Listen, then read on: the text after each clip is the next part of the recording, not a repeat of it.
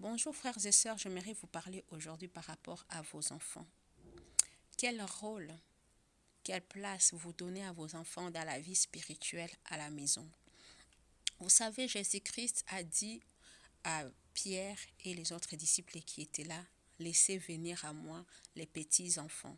Vous savez, si Jésus-Christ n'avait pas vu l'importance des enfants, en tout cas quand ils sont tout petits, de venir vers lui, il n'allait pas accepter de prendre ces enfants-là à ces moments-là pour essayer de parler avec eux.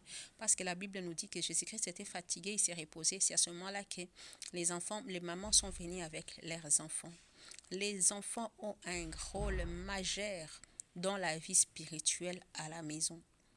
Mais en tout cas, moi, les conseils que moi je donne aux parents, il ne faut jamais traiter vos enfants comme des enfants dans la vie spirituelle de la maison. Donc, pendant la prière, pendant la consécration de l'œuvre, dans l'œuvre de Dieu à la maison.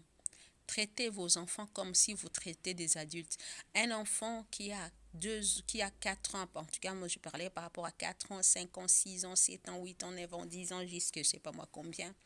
Il ne faut jamais les considérer comme un enfant qui doit être toujours à l'écart.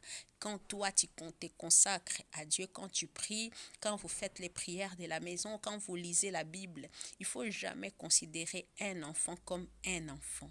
Considérez-les comme quand vous considérez les gens qui ont votre âge par rapport à l'œuvre de Dieu. Pourquoi je l'ai dit? Parce que les enfants, si vous savez bien que l'ennemi, il ne considère pas vos enfants comme les enfants.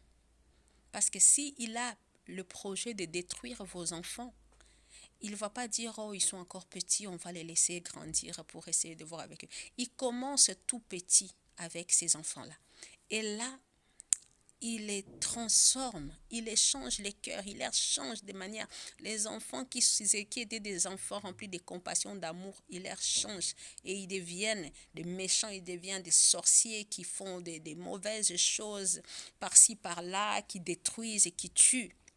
Pour vous montrer comment les diables, vous laissez vos enfants à côté quand vous priez, croyant que même le diable, il va se dire que voilà, ils sont petits, on leur laisse. Moi, ce que je vais vous dire aujourd'hui, c'est que ces enfants-là, il faut les reprendre.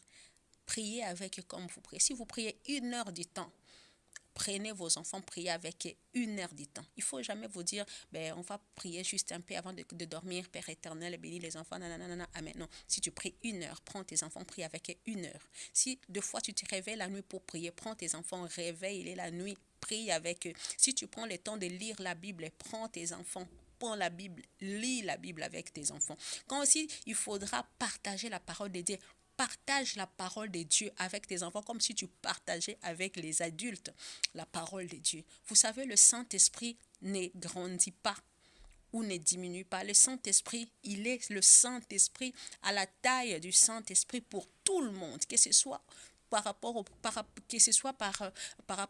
enfants ou aux adultes. Il a la taille du Saint-Esprit pour tout le monde.